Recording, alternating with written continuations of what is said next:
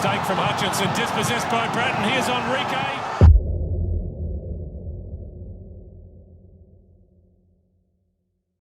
Enrique goes for goal and Reddy stretches to his left.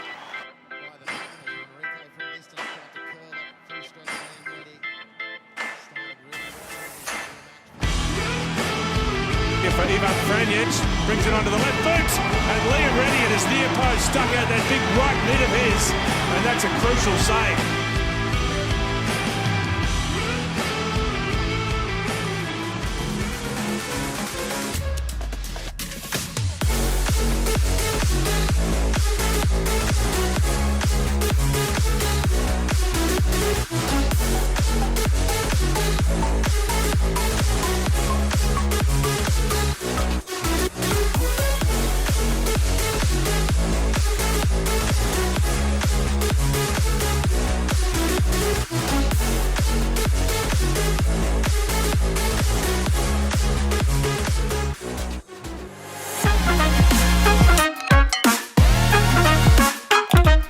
Alright, welcome back everyone. Tony here, your host. Just want to say thanks to everyone for the recent support. Today we're lucky enough to have Liam Reddy, the Perth Glory goalkeeper, on the podcast. Thanks for coming on, mate. I'm really excited for this one. We'll get straight into it. So now you come from a very successful sporting family. I believe that your dad, Rod Reddy, former Australian rugby league player, as well as your brother, also rugby league player, and your sister, a netball player as well. So how was that growing up in a sporting-based family? It was brilliant actually. I played multiple sports as a kid, played rugby league and soccer. Never had any pressure to play any particular sport. But yeah, it was always good. Very fortunate that obviously, my father played and then later on coached, so could always lean on him for some guidance and any questions I had about trying to become a professional footballer and what it takes to make it. And and obviously my brother was the same. He chose the rugby league path, which he had success there as well. So it was normal, but it's not like I didn't feel it was different. It was just a normal life. But I probably got away from it a little bit because I played soccer. My brother got more comparisons because he played the same sport as my dad, so probably maybe a little bit tougher for him. But with me playing soccer, I could sort of get away from it a little bit. I think it would have been good, having that guidance from your family as well, just like them being professional athletes like you. I think that would have been really important to have. So how did you actually get into soccer, and why was that like? Was that your first choice as a sport? Or? No, when my father finished playing in Australia, he got an opportunity to go and finish his career in the UK.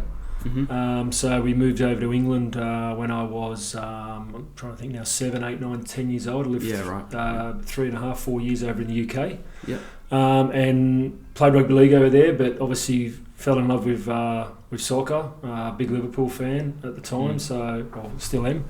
I played my last year in the UK. I played soccer, and then when I came back to Australia, I came back and played both, but just gravitated towards soccer a little bit more than rugby league. But that was the main reason. If we hadn't moved to the UK, I don't think I would have fallen into that path. But that's just obviously part of moving around and growing up and making decisions in life. Exactly. And were you always a goalkeeper, or did you play any previous positions? No, I used to be centre midfielder, striker, but I was always number 2 goalkeeper in teams. And then probably around the age of 12, I went in goals and pretty much stayed there and really enjoyed it. And probably playing rugby league as a kid as well, it was probably the closest thing to contact, diving at people's feet. I always enjoyed the physical contact of being in goals, so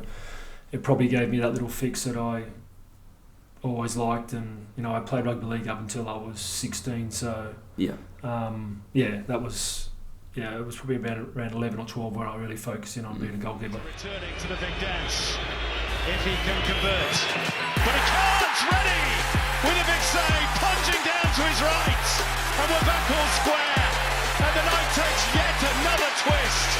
This is simply remarkable. Can he score here? Scoring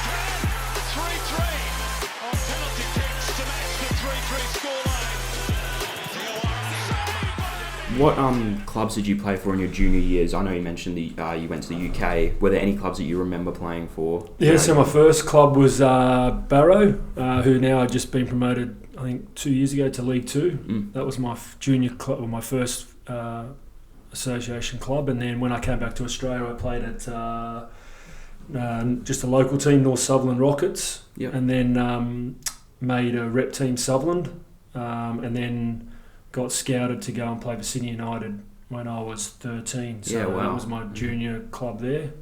I was lucky enough that a coach saw me playing at Sutherland and asked me would I go and trial at Sydney United, and went and trialled there, and that's probably when it really took off in terms of thinking that potentially, as every kid does, that maybe there's a chance of being a professional, but that's probably where I really got the bug for it. Yeah, wow. Yeah, and everyone looks back at their younger years playing sport where, you have like memorable moments. Did you have any memorable moments, grand finals or anything that you can share? Yeah, we won Sydney United and Sutherland. We had quite successful seasons there. We won the state championships, which was the best team in the state. I look back at that. They were good times, but it was you probably thought it was always going to. As a kid, when you win, you think it's easy, and no, I look back and I really enjoyed my time at both clubs. But probably when I really look back, Sydney United will hold a special place when I finish up, because they were my junior club, and then obviously then getting to play later on in the NSL with them in the last year of the NSL. I played my last year there.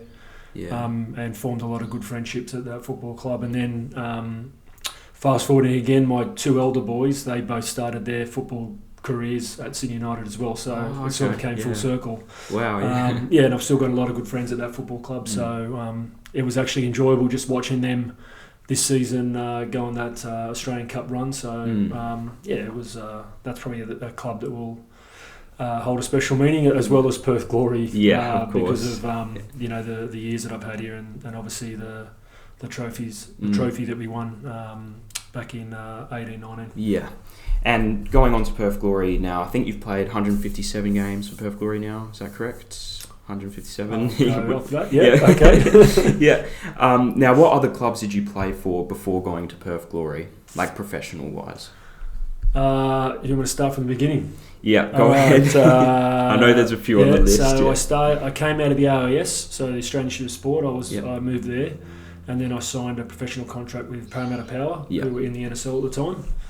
I spent 4 years there, and then I moved to Sydney United for the last year of the NSL. The NSL then obviously folded, and I think it was about 15, 18 months where we didn't have football, and we all went back and played State League. So I continued to play with Sydney United in the State League competition. And then the A-League was formed, and I went and signed with Newcastle Jets. Spent 1 season there, then went up to Brisbane Roar. Spent, what was I doing there? 3.5 years there. Went over to Wellington for 6 months, half a season. Sydney FC, signed there for 2 years I was there. Then I had a stint in Iran for 6 months, and came home due to not getting paid. Typical stories, but it was just part of it. Had a year back in the State League with Sydney United again, and then signed with the Central Coast Mariners. Had 3 years there, and then went to West Sydney Wanderers for 6 months, and then over to Perth now, and into my 7th year here. So this is the longest tenure I've had at a football club. But this when I do retire, this will be the team that I support in the A-League. Wow, that's great. And you joined Perth Glory ahead of the 2016-17 campaign. What made you come to Perth? Who reached out to you, sort of trying to get you to the team? Danny Milosevic, the goalkeeper coach, and Kenny Lowe were the head coach at the time. They reached out, and I saw that they had striving to be successful. It was just an opportunity. We initially came over on a 1-year deal, and I didn't think it'd be anything more than 1 year. But thankfully it's been 7 years, and it's been the best move that I think for myself, but also for football wise, but also for family.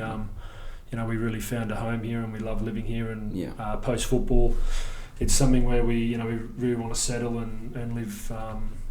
Live here post football, because it's a great place to bring children up. It's a great city, and Perth is great. It is. I know it's a bit biased because I grew up here, but I see that. But when you live here for more than 2-3 years, you actually see that, and it is. It's a fantastic place to live in Australia. The only downfall is obviously the distance to the East Coast. If you've got family on the East Coast, but I always scratch my head when people from Perth, especially football players from Perth, want to go and play at other A-League clubs. I don't understand the reasoning, because you're in the best. You're playing here in front of family and friends if you're from Perth, and it's a great city to live, and the supporters are fantastic. They get behind their team, and it's a funny one when I listen to players wanting to go and play at other clubs. It's strange, but fair enough. Now, as you mentioned before, the Cup winners of 2018-19 for Perth Glory. I understand people look at grand final winners at the end of the season, but Perth Glory were the minor premiers of that season. Is that correct? I think you finished top. Yeah, we finished top of the league, but unfortunately, in Australian sport, it's the grand final winner gets all the glory, but it still doesn't take away what a successful season it was for the club. And disappointing that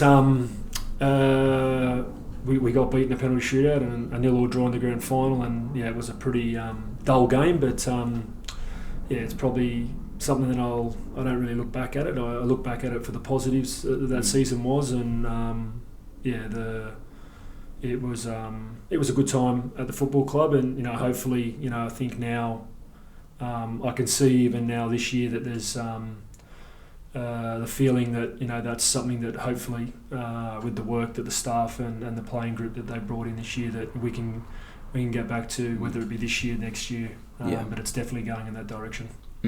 And who are like some players that you like admire playing with or against in your career so far, who are just like really talented that when you go up against, or even in your own team? Well, obviously probably can't go past talking about Diego. When you talk about Perth, he was a fantastic player, for the club, and he was a joy to play with.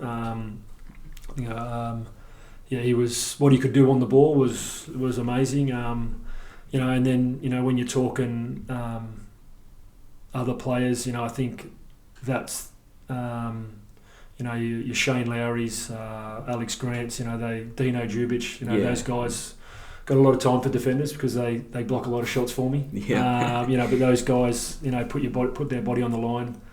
They were fantastic. Servants for the club, and and especially that year they did well. And then even players, Andy Keogh. I really enjoyed playing with Andy. He was one of those players where me as a goalkeeper, if I was ever under a little bit of pressure, I could always just knock it long. And he was one of those players that would just challenge for everything and make an average pass a good pass. And he wore his heart on the sleeve for the club. Still does. But there's a lot of players that I've played with here that stand out. Probably even from talking about that year, one day now in Adelaide, he was fantastic for us for those 2 years that he was at the football club. Really good professional. Really would help the younger players. That's important. There's a lot. It's probably hard to pinpoint one or two, but of course. And then even in my earlier A-League career, I was fortunate to have Craig Moore as a centre half in front of me. He was extremely good and helped me realise what it takes to be professional, and he was excellent. And there was a good little group there at Brisbane Roar that I look back at fondly. If I start going on, I could probably talk about 1,000 players. Scotty Jamieson, I was fortunate to play with Scotty at a couple of clubs, and I'm good mates with him, and really, he's a good he's a big competitor. Don't like playing against him because he's a competitor. But he's one of those guys that you always wanted on your team. I think just on the weekend at Central Coast they did a retirement farewell for Matty Simon. He was another one. Yeah. Hated playing against him, but as a teammate, he was one that I'd always pick and say, I want him in my team because he did everything for his team, and those sort of players really were my type of guys. That left everything out there, and but there's a lot to. I think in your position as a goalkeeper, it's important to have trust in your defenders in front of you because they're like doing a big part of the job as well. Correct. Making your job a bit easier. So And who are some exciting players coming through in Glory at the moment? Yeah, we've got a couple in my opinion. I think Zach Duncan, Keegan Jelicic, Joseph Ford. Just to name a few, we've got G. Coley, who was fantastic on the weekend and got himself a goal. Yeah. There's quite a few coming through, which is really promising for the football club. Future's bright. Yeah, it is, and those boys. I'm looking forward to obviously watching them progress this year, and then hopefully help Glory climb up that table. Yeah. It would be great to see guys climb up that table, as you said. Now, of course, I can imagine that your family would be your biggest supporters when it comes to soccer. Were there any managers or coaches that you looked up to throughout your career that really influenced your game? Yeah, I can't go past Tony Popovich. Yeah, of course. Yeah, he's a fantastic manager, person. He's one of those ones where he will get the best out of you. And he pushes you to your limits, and that's something that I really embraced. So he's definitely manager-wise, the best manager that I've had. But probably more so, like I think when you're a goalkeeper, you spend the majority of your time with the goalkeeper coach. Yeah. I've been very fortunate that I've had a couple of really good goalkeeper coaches in my career. None other than obviously now at Perth, Danny Milosevic. I've had 7 years with him, and he's been exceptional. Yeah. Wow. He knows how I tick and what gets me going. So he's definitely one that stood out. But when I look back, I was very fortunate when I was around 12, 13. I had a goalkeeper coach and a former Socceroo, Jim Fraser. He used to coach me, and he coached me when I was at Parramatta Power. And then I'd always go back when I was younger and I was in Sydney. I'd always go back and do a pre-season in the off-season with Jimmy, and I still talk to him. Every 2 to 3 weeks. He's still my mentor, and he's one that I don't think I would still be here or play at this level without his contribution to helping me, train, and his honesty and were something that I needed, and he knew how I tick. But there's I've been fortunate that I've had some really good people in and around in my career and helped me to continue to play 20 plus years. Yeah, it's good to hear that you're still in contact with some of them as well after all this time, so that's really good. Now, going on sort of an injury sort of topic, have you sustained any long-lasting injuries in your career? I wouldn't say long-lasting. I've had what have I had? My most previous one, I had a shoulder operation about 15 months ago. So I tore my supraspinatus in the back of my shoulder, and finished the season with that, and then went in for surgery in the off season, and that's why I missed the start of last year. And it probably worked out well with COVID that I didn't actually miss too much. So that's probably the major one. I've had knee clean outs, nothing too major, elbow clean out, ankle clean out. Jeez. But touch wood, I haven't had anything serious. I've tried to look after my body best as possible. But it's a little bit of good luck and fortune sometimes with all that. But obviously you get the niggle here and there with your, whether it be a hamstring or a quad. But nothing too crazy. I've been very very lucky. Yeah. And being a goalkeeper, as you sort of mentioned before, it can be very taxing on the body. How have you sort of maintained your fitness over the years? It's probably changed a lot too from when I started. Goalkeepers now, you have to be a lot fitter. You got to be a bit leaner. 15 years ago, it was more, talking about myself, I probably weighed 94, 95, 96 kilos, and now I'm down to 86. Oh, okay, yeah. It was a bit, the bigger the better, and you didn't have to be as mobile, and now the game is, you've got to be mobile. You've got to start the attack, you've got to be good with your feet, so hence you've got to be able to move around the goals with some speed and efficiency, and that's probably the thing that's changed over the years. But also the older I've got, I found that if I was dropping, whether it be half a kilo or a kilo every year, it actually helped me continue to keep playing. So, I still do my gym and that, yoga, stretching and that. So that really helps. And I think they're probably the big things that I look back at. And I was fortunate that when I was at Sydney FC, what am I talking now here? Maybe 13, 14 years ago, I had Tony Popovich was an assistant coach at the time, and he implemented that yoga come into training. Yeah. And just from speaking to him, he was, this will give you some longevity and help you, continue to play into your late 30s.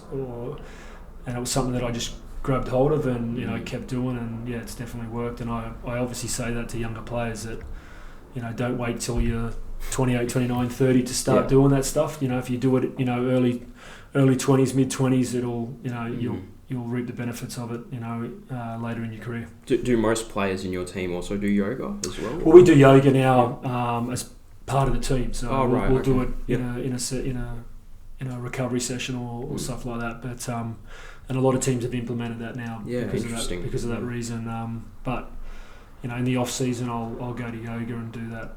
That's really good. More in the off season and pre-season, And were there any goalkeepers you sort of modelled yourself after growing up as you started getting these opportunities playing at a high level?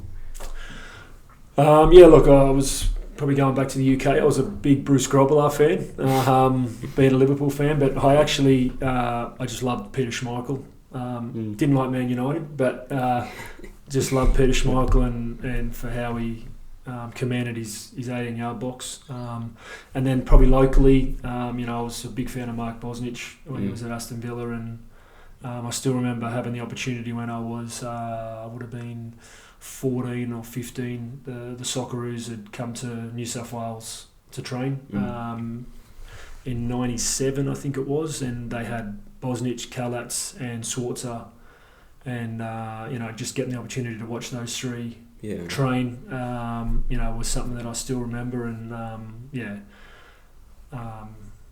so probably those guys. Yeah, and now being a goalkeeper, I can imagine, I've never played a goalkeeper role, but I can imagine that there would be a lot of stuff going through your head playing.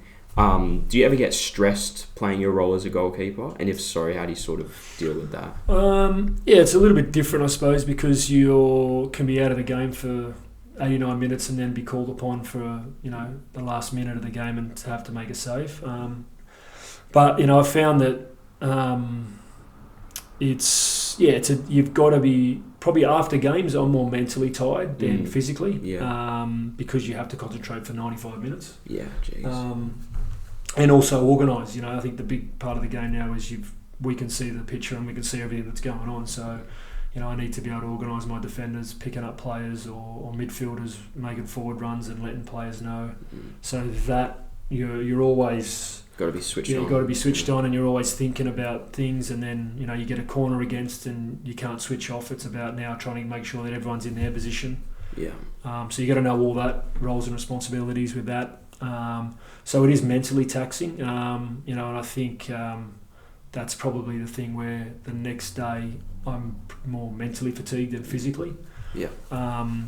Which is it's a little bit different than the field players because they are physically fatigued because they do a lot of running. I think probably yoga helps that out a little bit. Yeah. And also I think having a family and being able to get away from it. Yeah.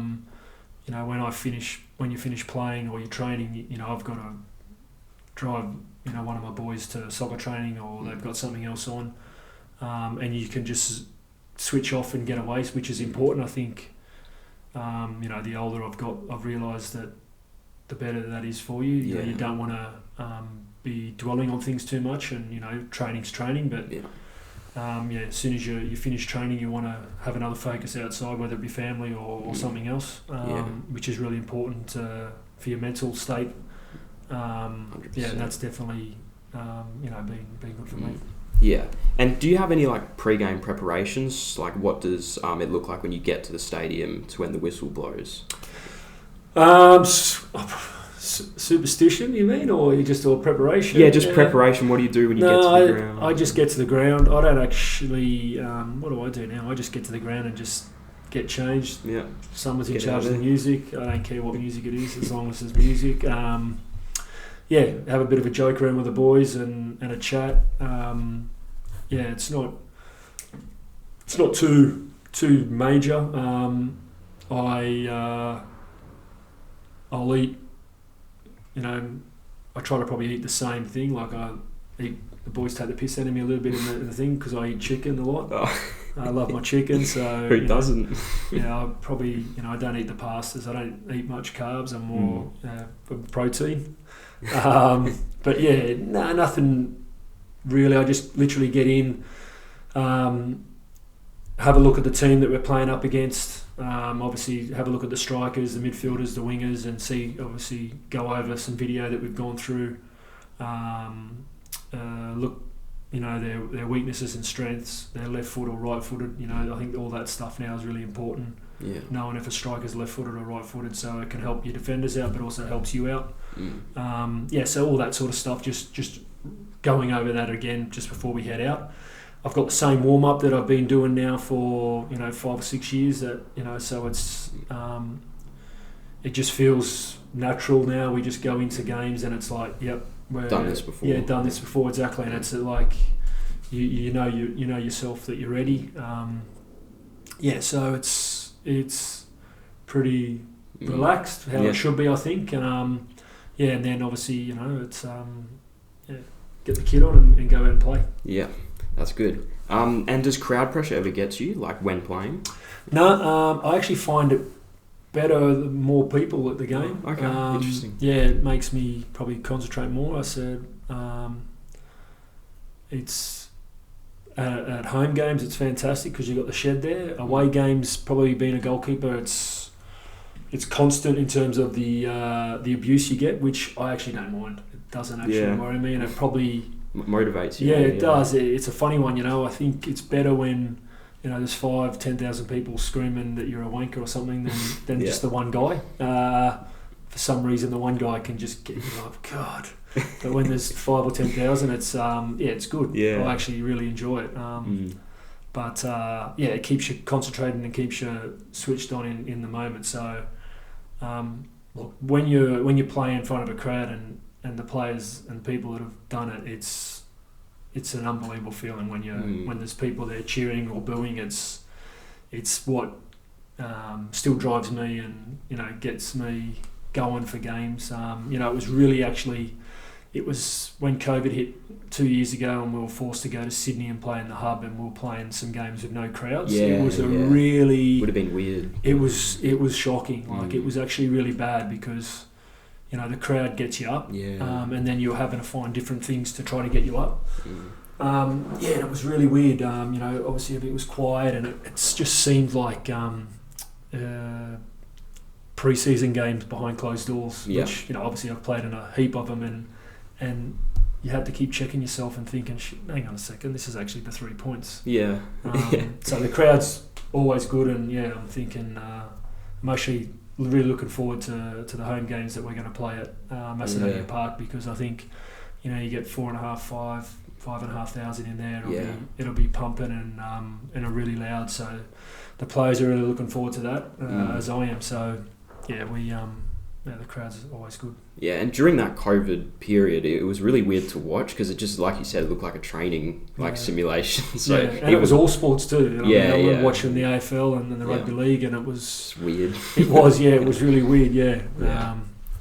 Are you able to share how you prepare for penalty shootouts due to the crowd pressure? Well, prepare obviously before every game, I'll get video footage of penalty takers and where they've gone previously, or if they got any tells. And look, sometimes it works, sometimes it doesn't. Guys can change their mind when they're taking penalties. Yeah.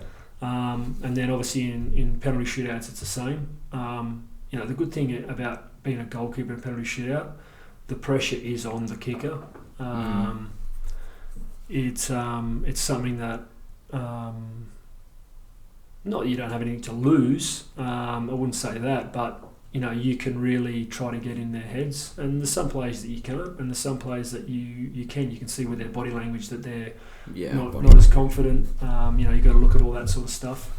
I've had some really good penalty shootouts, and then I've had ones where obviously the grand final sticks out that it was disappointing that we didn't get up. So they are a 50-50 lotto, and unfortunately sometimes you come out on top and sometimes you don't. Yeah. This is something that I sort of want to discuss. I want to get your thoughts on. Has social media influenced your game in any positive or negative ways? Look, it's part of the game now. Yeah. I think it wasn't around when I was younger. So I was probably fortunate.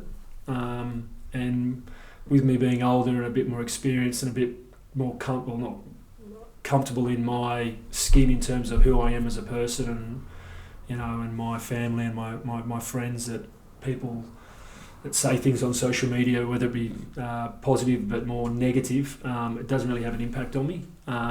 If anything, I have a giggle at it. That's good. It's something, but I do recommend that young professionals probably don't engage in it. Or not engage in it, but go on looking for comments about them. Yeah. Whether it be positive or negative, I think, because at the end of the day, it's just someone behind a computer screen that doesn't know you as a person or you as a footballer and what you're going through on or off the park. So it's hard for those trying to tell those young players that, but I think I came in at a good time where it wasn't part of the realm when I was growing up. Starting my professional career, but being older, it doesn't actually. I think it's important. I think social media is very important for the brand and for your brand. But yeah, I think it would be quite hard being younger now, trying to come through, and you can have a different image on social media than you are actually as a person, and that's probably something I think. Look, ideally, you'd like that somehow, and I'm sure they could do it. Is that you can't have burner accounts, and that's where I think the big problem is. Yeah, but that's something that's the networks, social media networks, actually have to implement, and that would actually stop a lot of the negative comments about players, people. I think that's probably the most detrimental thing. I feel like social media is just changing the game today. Like, you see a lot of players, their mental health is like ruined by it because of the comments. There's like incidences in the AFL even with social media, but it can be used for positive as well. Like, I mean, I've seen some athletes through social media, they get like game highlights put together, and that can sometimes get them noticed, which is that's an example of a positive way. But but there's a lot of negatives, and that's 100%, that's the issue. I think you're right. You touched on it there, the mental health side of things, and we're being able to deal with constant negative comments about you, because people at the end of the day, someone will say something negative, and then it might snowball, and someone jumps on, and it goes from there. And if you're not mentally strong enough or have people around you, it can become a problem, and it has become a problem with players in AFL, rugby league, and soccer. We've had players retire from our game in soccer because of social media. It's shocking. Which is something that you think is mind-blowing, because it shouldn't happen. And it's just about then obviously educating the younger players that it might be best not to type your name in and press search. It's as simple as that, and players do it. They do it either after a good game, they do it, and then obviously they probably do it after a bad game. But with me, I don't really stay away. I probably have mates. I have good mates that send me stuff that are negative, but it's more banter. But they know that they know my personality, and that I can have a laugh at it, because it's just someone that isn't in my circle and really won't affect how I perform on the weekend or my life. Yeah, that's a good way to go about things. Now, what advice would you sort of give to any soccer players? Doesn't have to be goalkeepers, just young athletes trying to play at a high level.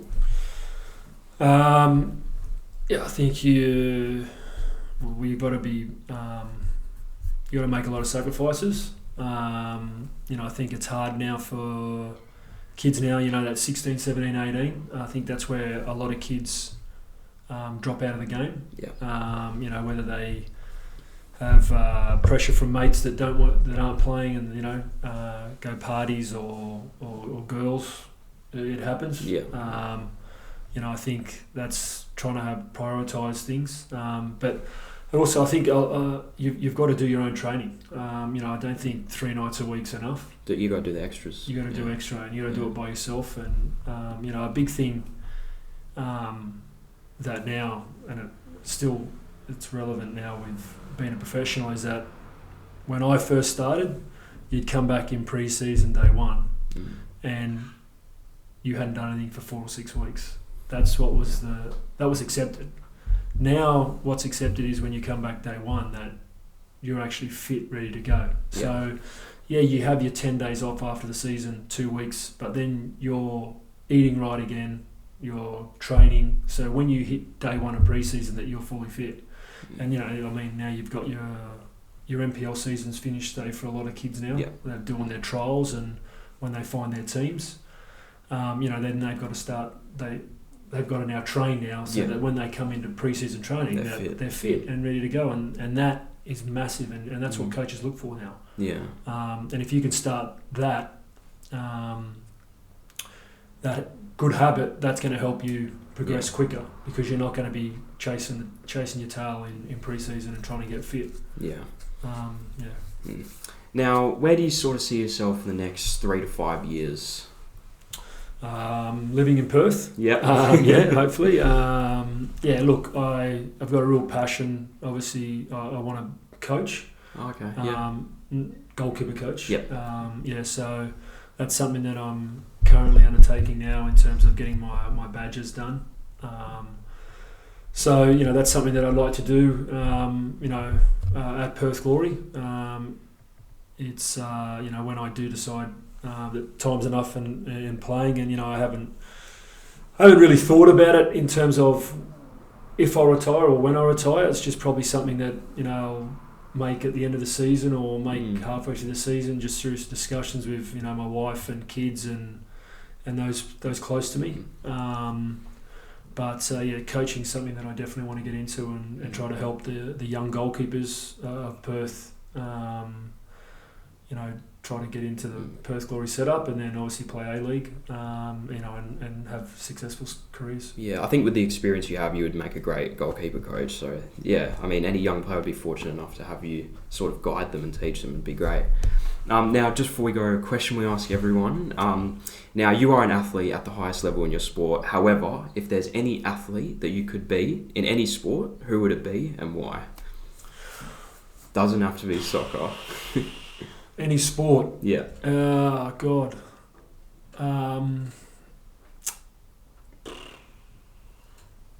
NBA players, AFL players. I'll be talking, NBA would be a good life, I think.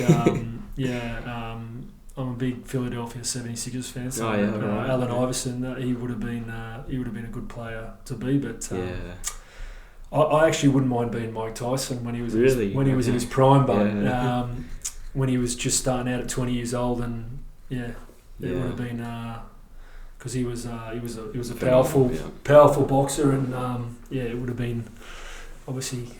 I'll take him when he just won the world title, and I'd probably take his career a different path than it went. But I think look, as an athlete, I watch AFL players, and I wasn't. I'm on the East Coast, born on the East Coast, grew up on the East Coast, followed rugby league, didn't follow AFL, and since I've come over here, I actually really admire the sport, because I look at it and they're athletes. Yeah, phenomenal athletes. They are, and I think you could dip me in there and let me try being that. I watch it and I think, God, they're unbelievable athletes. And I think as a sportsman, it'd be good to sample being an AFL player for a year at the top and NBA player, rugby league player. I think nothing really sticks out, but probably. Like a Mike Tyson. Yeah. But so you're into your boxing, are you? Yeah, I like my boxing. Not so much now, but I did. Growing up.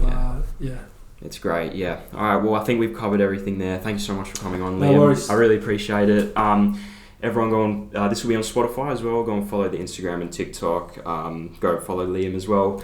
And I'll catch you guys in the next episode. Thank you.